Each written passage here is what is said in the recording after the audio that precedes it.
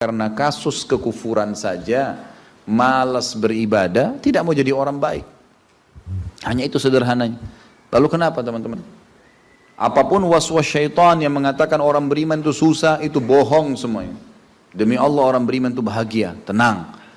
Bisa mendapatkan semua dunia. Allah janjikan. Tidak mungkin salah.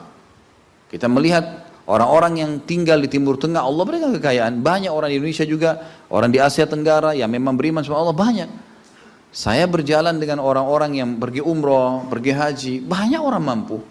Banyak orang mampu dan mereka hidup bahagia, bisa. Ya. Jadi bukan berarti kalau kita lagi sulit kemudian kita menganggap oh ini berarti saya disiksa sama Allah tuh memang hukuman. Tidak. Antum harus berubah, kata Allah SWT, innallaha la yughayyiru ma biqaumin hatta yughayyiru ma bi anfusihim. Allah tidak akan mengubah nasib satu kaum sampai mereka mengubah nasibnya. Maksud daripada ayat ini adalah, kata sebagian ulama, kalau seseorang muslim dia memohon, merengek, mengadu sama Tuhannya dan meminta apapun sampai dia minta menjadi seorang raja dunia, akan dikabulkan oleh Allah asal dia mau mengubah dirinya. Lalu Allah akan bukakan kepadanya peluang-peluang untuk mencapai apa yang sedang dia minta itu. Dan Allah sebaliknya akan mencukupkan kebutuhan seorang hamba kalau dia mengatakan cukuplah saya begini. Misal ada orang bekerja, dia dikasih sama Allah gaji, dia dapat gaji 2 juta, dimudahkan, dia diterima kerja seterusnya. Lalu dia mengatakan cukuplah seperti ini. Keluarga saya biayai 1,5 juta, sudah cukup, alhamdulillah. Udah, nggak masalah. Allah cukupkan dia dengan itu. Tapi kalau ada orang tamak dengan rahmat Allah, enggak, saya mau begini, saya mau begitu, saya mau berusaha, lalu merengek minta kepada Allah, Allah akan kasih, tapi prosesnya ada. Karena kita di dunia ada proses. Makanya Umar bin Abdul Aziz rahimahullah mengatakan, sungguh saya ini memiliki pribadi yang tumuh. Tumuh itu orang yang selalu antusias mendapatkan yang terbaik. Beliau waktu jadi masyarakat biasa, beliau minta kepada Allah agar menjadi gubernur Madinah. Dan beliau mengatakan terus saya menggencot doa itu setiap malam sampai Allah kabulkan saya jadi gubernur Madinah. Gitu kan. Kemudian setelah itu saya memiliki antusias yang lebih besar untuk menjadi khalifah. Dan terus saya berdoa sampai Allah nobatkan jadi khalifah. Padahal Umar bin Abdul Aziz tidak bisa jadi khalifah pada saat itu kalau sesuai dengan jalur keturunan. Semestinya ada orang lain, dia memang keturunan Bani Umayyah, tapi bukan dia semestinya pada saat itu menggantikan khalifah. Tapi subhanallah sebelum meninggal khalifah sebelumnya, menulis surat bahwasanya yang datang setelah saya adalah Umar bin Abdul Aziz, padahal bukan dia. Makanya setelah Umar bin Abdul Aziz meninggal, kembali kepada keturunan raja yang pertama. Tapi Allah selipkan dia menjadi khalifah di situ. Dan dia mengatakan saya mendapatkan semua apa yang saya inginkan dengan tumuh saya, dengan antusias saya yang besar dan saya mohon kepada Tuhan saya sampai Allah kasih. Jadi Allah kasih teman-teman sekalian. Tapi bagaimana kedekatan antum kepada Allah subhanahu wa ta'ala? Bagaimana kita merengeknya dengan Allah? Bagaimana kita memohonnya dengan Allah? Tidak ada yang mustahil.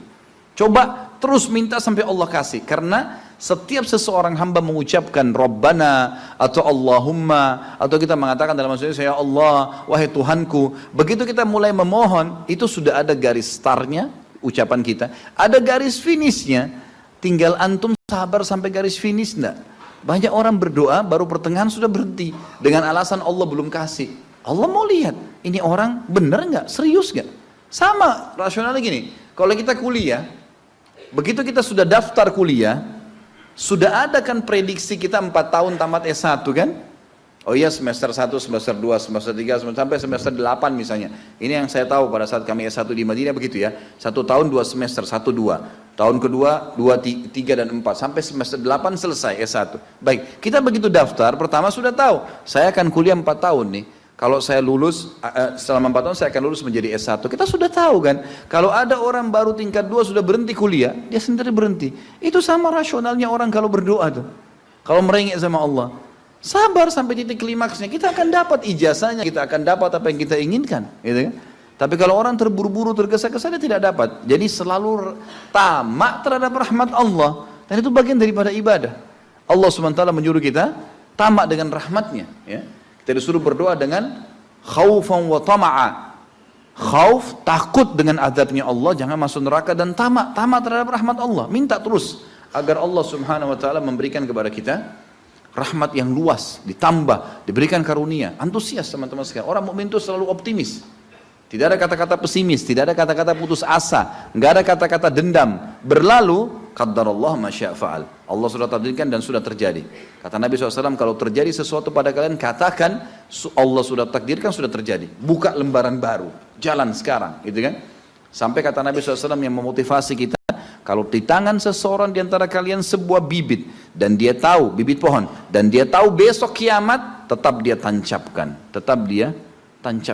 Sebagian ulama salaf dulu, mereka menanam pohon-pohon teman-teman sekalian, pohon-pohon yang umurnya lama seperti kelapa, ya. Tapi di sana mungkin mereka menanam pada saat itu kurma lama tumbuhnya, gitu kan. Mereka tanam sampai pada saat itu ada beberapa sahabat menanam pohon-pohon kurma yang masih kecil. Mereka di umur pada saat itu sampai alis mereka sudah putih dan turun menutupi matanya, saking tuanya, 80-90 tahun. Ditanya oleh murid-muridnya, kenapa anda masih menanam seperti ini di umur seperti ini, gitu kan? Kata dia, Allah akan memberikan saya pahala di setiap gerak-gerik saya, termasuk ini. Bagaimana dia antusiasnya? Artinya ada hadis Nabi mengatakan tidak ada seseorang yang menanamkan sebuah pohon, kemudian ada burung yang hinggap di situ, atau manusia ya yang hinggap bernaung, mungkin hewan-hewan, ulat atau apa saja yang memakan daunnya atau buahnya, kecuali jadi pahala buat dia. Jadi selalu ada motivasi untuk menjadi orang yang terbaik, ya. Makanya juga dalam masalah surga begitu. Kata Nabi SAW, kalau kalian minta surga Firdaus, surga yang tertinggi. Jangan bilang amal saya nggak cukup, enggak. Tamak dengan rahmat Allah, minta yang terbaik teman-teman sekalian. Kita tidak akan berubah kecuali Allah tidak akan berubah kecuali kita berubah dulu. Kita yang mengubah menjadi lebih baik. Ya, ini poin yang harus digarisbawahi. Ini sebuah kaidah hidup, ya. Sehingga kita harus selalu optimis, dan begitulah keadaan orang-orang beriman. Allah. Bolehkah berdoa tidak sambil mengangkat tangan seperti sedang berjalan, sedang mengendarai? Boleh. Nabi SAW seringkali berdoa mengangkat tangan atau tidak mengangkat tangan, terjadi kan gitu. Misal antum tiba-tiba melihat ada mobil tabrakan, antum bilang, ya Allah mudah-mudahan tidak terjadi pada saya, tidak perlu angkat tangan, kan gitu. Memang keadaannya begitu. Kalau emang antum mau angkat tangan pun tidak ada masalah, dua-duanya ada perintah dari Nabi SAW. Apakah mengusap muka setelah sholat dan berdoa pernah Rasulullah SAW kerjakan? Apa termasuk bid'ah? Belum pernah ada riwayat yang menjelaskan masalah itu. Mengusap wajah dengan telapak tangan, itu belum pernah ada contoh dari Nabi SAW. Nah, karena ini yang perlu kita jelaskan. Masuk dalam bid'ah kalau mengusap wajah, karena dia rangkaian daripada ibadah yang ditambah. Doa Nabi SAW tidak pernah mengusap wajah, kita mengusap wajahnya. Maka bisa ulama mengatakan masuk, karena kita menambah ibadah yang Nabi SAW sudah lakukan. Apakah tersentuh rambut istri dapat membatalkan wudhu? Enggak, kecuali antum syahwat, ya, lain kan gitu. Ini sudah pernah saya jelaskan kan. Jumhur ulama mengatakan bersentuhan dengan kulit yang bukan mahram, ya, kalau tidak diikuti dengan syahwat, gitu kan, dan tidak sengaja. Kalau yang bukan mahramnya, istri di sini sengaja pun tidak apa-apa, asal tidak syahwat. Kalau yang bukan mahram, jumhur ulama mengatakan kalau tidak sengaja dan tidak syahwat tidak batal. Enggak batal. Tapi kalau sengaja memegang, gitu, maka itu masuk dalam, ya, berhati-hati maka batal. Kalau syahwat jelas batal. Dengan istri menyentuh sengaja atau tidak sengaja enggak batal kecuali dengan syahwat. Makanya Imam Ahmad rahimahullah menekankan hadis Bukhari, ya, yang berbunyi Aisyah berkata Rasulullah SAW pernah menciumku, lalu kemudian keluar mengimami sholat tanpa wudhu lagi. Ya, kata sebagian ulama hadis, ini kebiasaan Nabi SAW mencium kasih sayang, mencium keningnya istri, atau istri salaman dengan suaminya kemudian pergi sholat, maka tidak batal karena tidak ada syahwat. Kecuali syahwat, antum lebih tahu, gitu kan. Kalau Imam Syafi'i lebih hati-hati. Imam Syafi'i mengatakan pokoknya tersentuh batal, syahwat atau tidak syahwat, gitu kan. Jadi kurang lebih begitu gambar. Apa hukumnya jika ada perusahaan yang memberlakukan potongan gaji terhadap karyawan yang telat dengan alasan gaji yang dipotong tersebut akan diinfakkan? Hak perusahaan itu. Sebagaimana antum juga sebagai pegawai, ya, tidak berhak untuk mengambil gaji yang antum terlambat. Ini sering saya tekankan, ya, hati-hati ikhwas sekalian. Kalau antum akadnya sama perusahaan masuk jam 7.30, gitu kan, keluar jam 5 sore, antum datang pagi hari jam 7:31, 1 menitnya itu harus antum minta ridhonya. Kalau enggak halal tuh, jangan diambil, karena akadnya kan begitu. Loh, terus macet Ustaz, ya datang sebelumnya, kan gitu. Kalau kita biasa keluar jam 6 macet, ya sekarang 5:30, memang sudah itu konsekuensinya. Kalau enggak kan jadi haram. Perusahaan punya hak mengambil dipotong, dihitung 1 bulan dia berapa jam kerja, berapa menit, dibagi kemudian dipotong. Masalah perusahaan ambil untuk dia itu haknya dia, atau dia infakkan itu juga adalah hak dia. Karena memang dasarnya itu sudah bukan hak kita. Kita bukan datang sesuai dengan akad. Apa kata Nabi SAW? Al-mu'minuna ala syurutihim. Orang mukmin sesuai dengan syarat yang disepakati. Apa hukumnya tinggal bersama mertua perempuan dalam satu rumah? Dalam kasus istri meninggal dengan tujuannya untuk menjaga mertua tersebut. Nggak ada masalah, mertua itu mahram. Ya, mahram mertua itu. Bahkan lebih cenderung pendapat ulama fikih yang saya cenderung padanya ya. Jadi kalau jangankan istri meninggal, berarti masih tetap mertua ya. Mantan, istilahnya orang cerai suami istri. Ya, ada orang mengatakan mantan mertua, bukan mantan mertua, tetap mahram itu. Walaupun cerai dengan anaknya. Kenapa? Karena Allah Subhanahu wa taala mengharamkan ya seseorang menikah dengan mantan anak mantunya, dan seseorang juga diharamkan mantan anak mantu menikah dengan mertuanya. Ya, kan tidak boleh kita menikah dengan mantan istrinya ayah. Ya, tidak boleh menikah dengan orang tuanya mantan istri, nggak boleh. Orang tuanya mantan suami, nggak boleh. Itu mahram abadi itu. Selama kita akad nikah, gitu kan? Sebagaimana juga kalau antum menikah dengan seorang janda punya anak. Gitu. Kalau antum sudah laki-laki sudah menggauli ibunya, maka anaknya itu mahram abadi itu.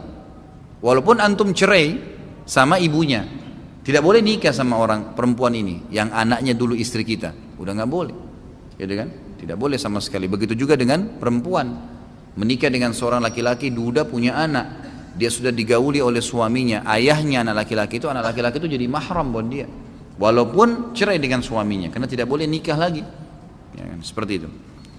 Tadi dijelaskan bahwa dulu pada zaman Rasulullah SAW beliau harus pergi ke padang pasir dan keluar rumah untuk membuang hajat. Bagaimana kaitan dengan adanya doa masuk kamar mandi, sedangkan waktu itu belum ada kamar mandi atau toilet.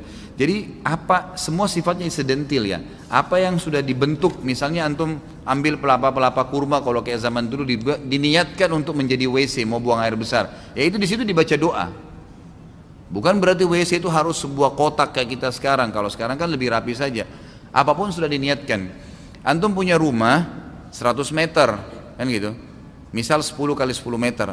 Terus antum niatkan di depan sekali 5 kali 5 meter, saya niatkan untuk masjid. Di blok kita tidak pakai tidur. Sudah jadi hukum masjid tuh. Tadinya rumah kita. Tergantung niat antum. Kalau sudah diniatkan maka jadi tempat itu. Gitu kan? Jadi rumah kita pun tadinya kamar tidur dibongkar nih, semua bukain pintu depan untuk jadi masjid. Sudah niatin, ada azan, ya itu sudah hukum masjid. Sholat tahiyat masjid di situ, hukum dapat sholat berjamaah di situ, pahalanya sudah berlaku semuanya. Begitu pula juga dengan WC tadi yang kalau baru dibentuk sama, itu kan? Bukankah di zaman Nabi SAW Masjid Nabawi itu pertama dibangun itu sama pelapa-pelapa kurma, masih sementara disusun dengan tanah liat dindingnya. Nabi SAW sudah suruh Bilal kumandangkan azan dan sudah sholat di situ. Padahal belum rampung untuk masjidnya, kan gitu. Seperti itu gambarannya.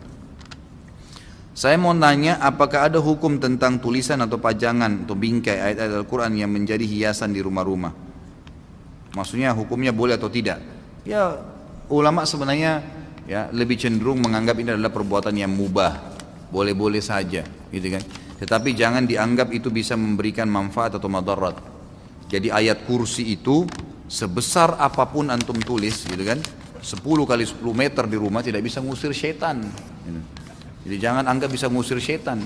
Quran pun yang kita pajang biar 100 buah mushaf tetap baca syaitan di rumah.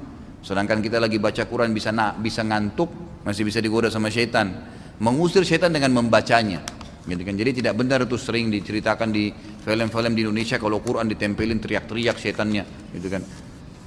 Kadang-kadang orang kalau ngeruqyah saja bacaannya supaya didaunkan kejiwaannya, syaitannya bilang kamu salah baca, gitu kan.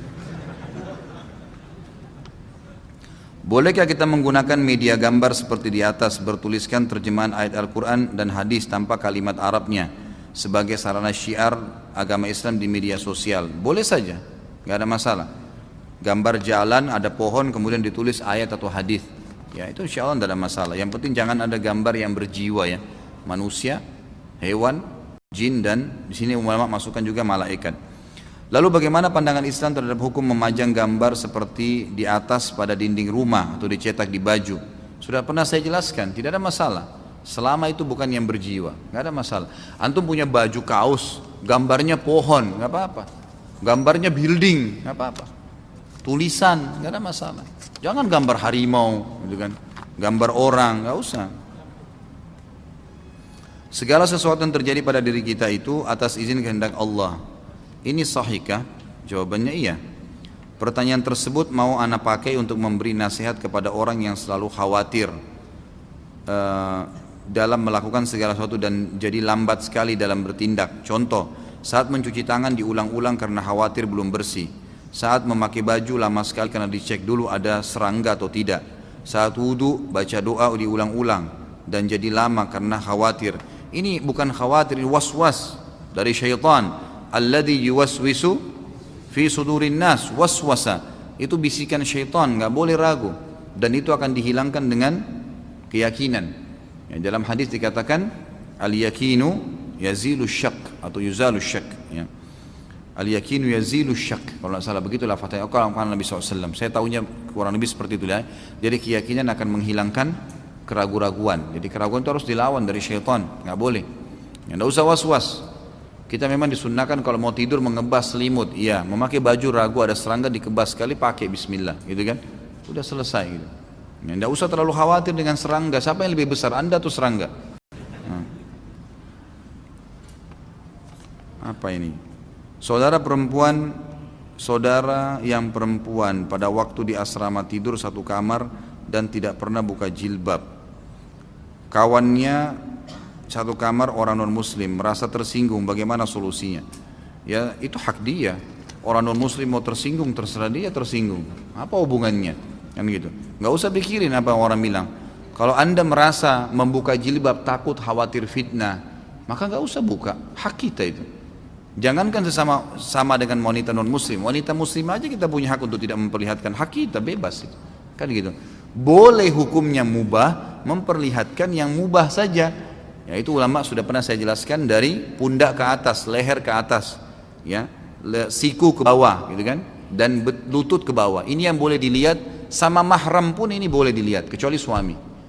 Ayah hanya boleh lihat anak perempuannya yang sudah masuk dalam sinnut tamiz, umur yang bisa membedakan jenis kelamin. 10 tahun itu yang boleh dilihat oleh si ayah, lutut ke bawah, leher ke atas, siku ke bawah sampai ke lengan. Lebih dari ini nggak boleh, sudah nggak boleh, gitu. Bisa jadi fitnah, gitu kan?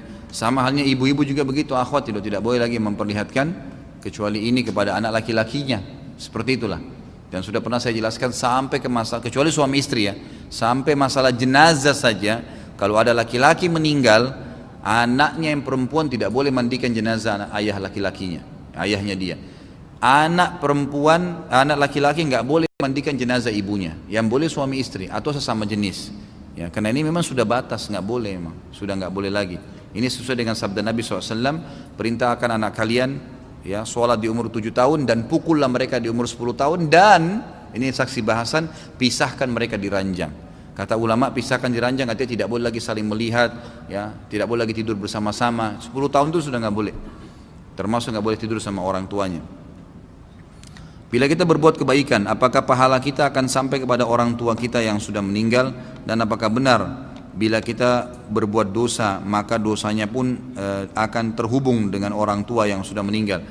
Jadi itu masalah berhubung perbuatan kita dengan orang meninggal atau tidak, tergantung apakah dia penyebab kita melakukan atau tidak. Orang tua atau bukan. Misal, orang tua memang dasarnya mengajar anaknya berbohong dari kecil. Pada saat anaknya terapkan, orang tuanya dapat dosanya. Pada saat orang tuanya ngajarin jujur atau amanah atau sholat, lalu anaknya kerjakan, ya dapat pahala. Tapi kalau orang tuanya nggak punya andil sama sekali, anaknya jadi baik, ya tidak ada hubungannya sama orang tuanya. Tidak ada andil di situ. Makanya kan sering kita tekankan dalam masalah pendidikan anak, ya usahakan anda sebagai orang tua punya andil di situ. Jangan terus andalin orang lain. Didik mereka, gitu kan. Ajarin doa tidur, ajarin doa bangun tidur. Itu yang mesti kita lakukan. Apakah athar sujud atau bekas sujud pada kening merupakan tasyabuh dengan agama Syiah? Gak ada. Mana ada orang Syiah punya athar sujud? Itu kan terbongkar itu. Beberapa tokoh Syiah yang dahinya hitam itu ternyata pakai batu panas di kepalanya. Dilengketin di dahinya batu panas. nggak ada hubungannya dengan mereka sujud. Subhanallah. Itu asar sujud juga biar antum sholat sujud lama nggak muncul-muncul kecuali Allah mau. Itu bukan dibuat-buat emang. Nggak ada hubungannya tasyabuh dengan Syiah. Orang Syiah yang mau bertasyabuh dengan kita, yang mau mengikuti ahli sunnah, ya karena ulamanya rata-rata ahli sunnah itu sudah berasar sujud karena mereka sudah paham. Maka mereka juga ikut-ikutan. Salah satu ulama Syiah sekarang yang paling ditokohkan itu yang dahinya hitam sekali. Antum kalau dengar ceramahnya antum ketawa, subhanallah. Nggak ada isinya ceramahnya, sampai dipermalukan di Irak. Bisa bagaimana dahinya bisa hitam betul. Dibongkar oleh orang awam, salah satu pembawa acara di TV Iran mengatakan orang-orang ini ternyata meletakkan batu panas ya di lantai yang mereka biasa pakai sujud, lalu sengaja dipanasin dan mereka sujud dengan waktu tertentu untuk supaya menarik orang, menarik audiens, karena itu punya daya nilai sendiri. Na'udzubillah ya. Bagaimana hukum menjual boneka yang dijual bukan untuk anak-anak, boneka berbentuk Doraemon, Mickey Mouse dan yang tidak menyerupai ciptaan Allah? Sama saja, nggak usah. Memang kalau tidak jual Doraemon tidak bisa makan, nggak usah lah, syubhat itu jauhi aja ya. Kalau untuk anak-anak mungkin masih boleh, kalau enggak, apalagi Doraemon itu apa, ada ceritanya, bohong itu, cerita bohong. Dan kita makin sebarin lagi kebohongan itu, subhanallah. Dari perutnya bisa keluar ini, bisa keluar itu. Anak-anak menghayal nanti begitu. Bohong semua, ngapain? Gak ada manfaatnya. Mickey Mouse, tikus, ngapain kita sebarin berita tikus? Mendingan antum ceritain tentang Abu Bakar, tentang Aisyah, tentang sahabat pejuang-pejuang Islam. Daripada Mickey Mouse, apa segala, gak ada manfaatnya sama sekali. Itu Batman, Spiderman, semua khayalan. Ada orangnya, mana? Gak ada. Bohong semua, dibuat menghayal dan tidak masuk di akal gitu. Itu permainan orang-orang Yahudi semua. Tinggalin itu, nggak ada gunanya. Jual yang halal akhi, banyak sekali ya Allah, pintu rezeki banyak, buka yang halal. Bagaimana dalil mengenai laki-laki tidak diperbolehkan memakai celana ketat? Ana hanya mendapatkan dalil hukumnya isbal. Celana ketat itu pakaian ketat masuk dalam hukum dilarangnya menutup, memperlihatkan aurat, gitu kan? Dan juga masuk dalam firman Allah SWT masalah menggunakan libasut taqwa. Wa libasut taqwa dzalika khair. Libasut taqwa, pakaian taqwa adalah pakaian yang lebar tidak membentuk aurat. Karena memperlihatkan aurat di sini tidak harus telanjang bulat, tapi membentuk aurat itu, memperlihatkan bentuk tubuh itu sudah memperlihatkan aurat namanya, gitu kan? Makanya dilarang kalau memakai libasut taqwa harus lebar, seperti itulah, gitu kan? Hukum barang yang tertukar, contohnya sendal pada saat sholat hanya tersisa satu pasang saja dan tidak ada lagi. Ya, bagaimana? Tinggalin, masa antum mau pakai satu saja? Ada-ada saja yang bertanya, masya Allah. Siapa saja yang boleh bersentuhan antara laki-laki dan perempuan? Semua yang tidak boleh anda nikahi atau yang sudah terlanjur jadi istri ya. Apakah doa setelah sholat duha saat ini dalilnya lemah? Doa setelah sholat duha saat ini dalilnya lemah karena beberapa yang saya baca katanya doa Allahumma inna duhauka itu dalilnya lemah. Jadi seharusnya baca apa setelah sholat duha? Hadisnya lemah sekali itu karena dalam perawinya, dalam sanadnya itu ada pembohong ya. Dan ulama mengatakan tidak ada doa khusus dari Nabi SAW pada saat selesai duha. Anda tanya doa apa ya? Doa apa saja dan jangan khususkan doa setelah duha ya. Tidak pernah ada dalil Nabi SAW mengkhususkan doa setelah duha. Tapi kalau anda punya hajat boleh disampaikan pada saat itu. Dan tidak ada doa khusus. Ayah sakit stroke dan anak wanita kandung harus memandikan setiap pagi dan sore. Apa hukumnya Ustaz? Sedangkan tidak boleh seorang anak kandung menggunakan celana pendek di depan anaknya yang balik. Dan diharamkan anak wanita mandikan jenazah ayah kandungnya. Kalau seandainya tidak ada yang lain mengurusnya, masuk dalam bab daruriyat. Daruriyat memang itu tidak ada masalah, gitu kan? Seperti hukumnya kalau seorang wanita, pernah saya kasih contoh, mau berobat, mau melahirkan, tidak ada dokter perempuan, harus dokter laki-laki, bolehkah? Bukan hanya sekedar memandikan, memang mengeluarkan bayi dari kemaluan perempuan itu. Ulama mengatakan boleh. Sebagaimana juga Nabi SAW menggunakan tenaga beberapa sahabiat mengobati laki-laki satu sahabat yang sedang luka di medan perang. Kalau dalam pengobatan berbeda, gitu kan? Ini kan termasuk perawatan, pengobatan. Kalau ada orang lain, alhamdulillah, anda punya rezeki, cari seorang laki-laki yang baik, yang soleh, bayar dia, gitu kan? Bayar dia, kemudian insya Allah ya, disuruh urus, itu bisa. Calon TKI harus menghubungi siapa? Mohon nomor telepon. Ini maksudnya mungkin yang kemarin ya.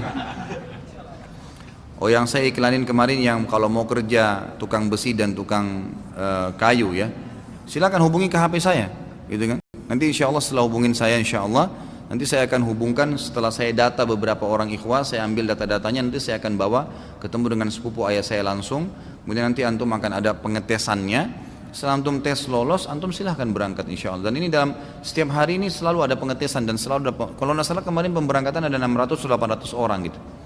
Silakan hubungi saya ikhwah, kalau memang antum belum punya nomornya 08787 807 1504. Nggak ada siaran ulang ya, sudah cukup. Menindaklanjuti penawaran Ustadz, ini sama. Syarat-syarat apa saja? Apa yang harus ditanggung oleh calon TKI? Bagaimana kalau calon TKI tersebut tidak memiliki dana? Menghubungi siapa? Ya, kenapa Ustadz semua ini ditanya masalah ini? Ya, setahu saya Allah alam tidak ada, dia harus punya keterampilan saja, tidak dibutuhkan ijazah, gitu kan. Setahu saya juga beliau belum menyampaikan ke saya batas umur, ya, tapi yang jelas punya kemahiran di besi yang kalau saya lihat tesnya, kemarin sempat saya ajak teman-teman Wisol untuk ke tempat pelatihannya di daerah Cibubur, itu memang bagaimana mengikat besi dengan besi, gitu kan. Kemudian membuat kayu pun itu bukan membuat furnis, ya, bukan furnitur yang dibuat, ya, bukan sebuah kursi, enggak, tapi kayu untuk mengatur sebuah dinding semen.